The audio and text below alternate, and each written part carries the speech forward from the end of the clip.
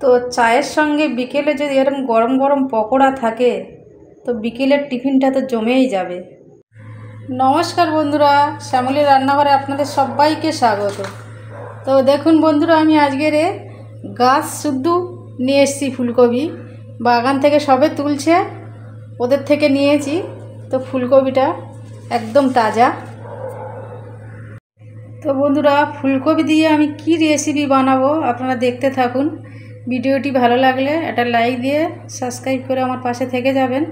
ভিডিওটি শুরু থেকে শেষ পর্যন্ত দেখবেন, অনুরোধ রইল। তো ফুলকপিগুলো আমি কেটে নিয়েছি, এরকম ছোট ছোট করে নিয়েছি। কড়াইয়ে আমি জল বসিয়ে দিয়েছি আগে থেকে। তো নুন দিয়ে দেবো, নুন একটু বেশি করে দিলাম পরিমাণ মতন।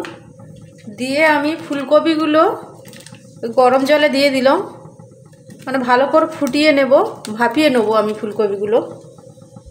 তো বন্ধুরা, আমি আজকের ফুলকপি দিয়ে বানাবো পকোড়া। তো নতুন ও পুরনো বন্ধুদের কাছে রিকোয়েস্ট, ভিডিওটি শুরু থেকে শেষ পর্যন্ত দেখবেন, অবশ্যই একটা লাইক দিয়ে পাশে থেকে যাবেন। ফুলকপিগুলো ভাপানো হয়ে গেছে, এবার আমি জল ছেঁকে নেব। তো ফুলকপিগুলো 50% সিদ্ধ হয়ে গেছে, তো এরকমই থাকবে। এবার আমি জল থেকে ছেঁকে নেব।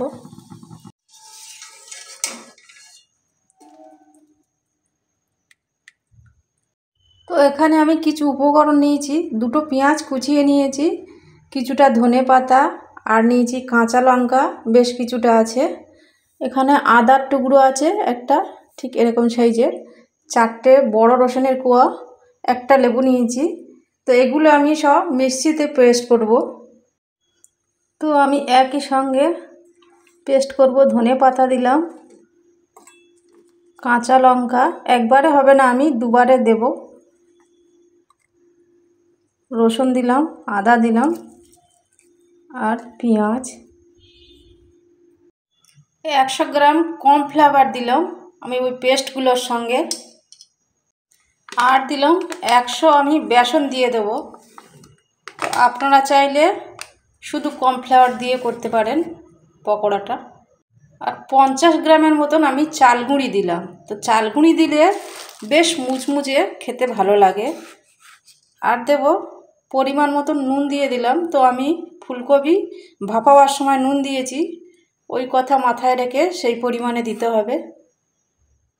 এবার যে আমি পাতিলেবুটা কেটে রেখেছিলাম, পাতিলেবুর রসটা চিপে দিয়ে দেব। একটু টক টক লাগবে, খেতেও ভালো লাগবে। তো আপনারা যদি পছন্দ না করেন তো লেবুটা বাদ দিতে পারেন। আর এখানে আমি একটা ডিম দেব, ডিমটা ফাটিয়ে দিয়ে দেব। আর একটু দেব কালার হওয়ার জন্য, একটু আমি হলুদ গুঁড়ো দিয়ে দিলাম। দিয়ে সবগুলো উপকরণ একই সঙ্গে আমি মিশিয়ে নেব। তো জল লাগলে একটু দেব, আগে জল দেব না, কারণ ধনে পাতা, পেঁয়াজ, আদা রসুন আছে পেস্ট, ওর মধ্যেও জল জল, তো একটু জল লাগবে। ওই মিক্সির বাটিটা ধুয়ে অল্প একটু জল দেব, একই সঙ্গে বেশি দেওয়া যাবে না।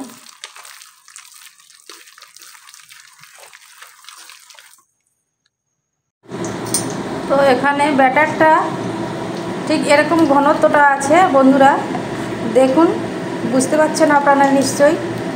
তো এই ব্যাটারটা ঠিক মতন গুলে নিতে হবে, তাহলে ফুলকপি পকোড়াটা দারুণ হবে।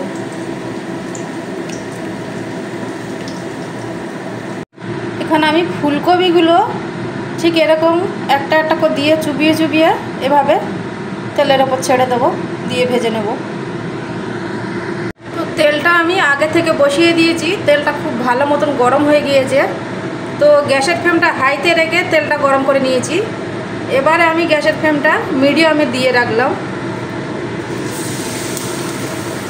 দিয়ে আমি একটা একটা করে ফুলকপিগুলো দিয়ে দেবো তেলের মধ্যে। তো সবগুলো পকোড়া আমি উল্টে পাল্টে ভেজে নিয়েছি।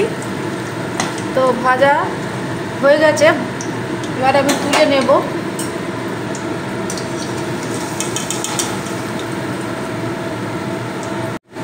আর যে বাকি যে ফুলকপির টুকরোগুলো ছিল, তো আরও আমি ঠিক ওই একইভাবে সবগুলো ভেজে নেব। তো সব পকোড়াগুলো ভাজা হয়ে গেছে, আমি এবার তুলে নেব। তো আমার ভিডিওতে আজকের কোনো নতুন বন্ধু হয়ে থাকলে অনুরোধ সাবস্ক্রাইব ও লাইক করে আমার পাশে থেকে যাবেন। তো যে সকল বন্ধুরা উচ্ছে খেতে পছন্দ করেন না, তো এভাবে একবার বানিয়ে দেবেন, তো অনায়াসে খেয়ে নেবে। তো আমার ওই যে পকোড়ার ব্যাটারটা ছিল, তো তার মধ্যে আমি উচ্ছেগুলোও ভেজে নেব, উচ্ছে কিংবা করলা বলতে পারেন। তো আমার উচ্ছেগুলো ভাজা হয়ে গেছে, তুলে নেব। তো গরম গরম ডাল ভাতের সঙ্গে এরকম যদি উচ্ছে ভাজা থাকে, তো খেতে তো দারুণ লাগবে।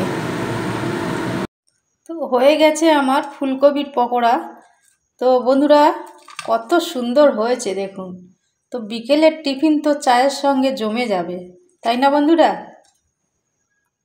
আর সঙ্গে আমি করলা ভেজে নিলাম। তো এই করলা ভাজা গরম গরম ডাল ভাতের সঙ্গে খেতে দারুণ লাগবে। তো আমি একই সঙ্গে দেখিয়ে দিলাম বন্ধুদের।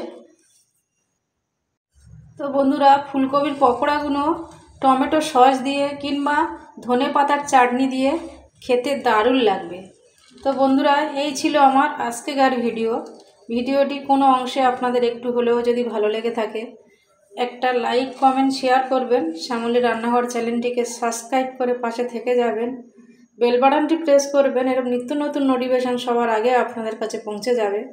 সবাই সুস্থ থাকবেন, ভালো থাকবেন, আবার দেখা হবে নেক্সট কোনো ভিডিওতে। নমস্কার, বাই। তো আমি দুটো ভিডিও একই সাথে দেখিয়ে দিলাম বন্ধুদের।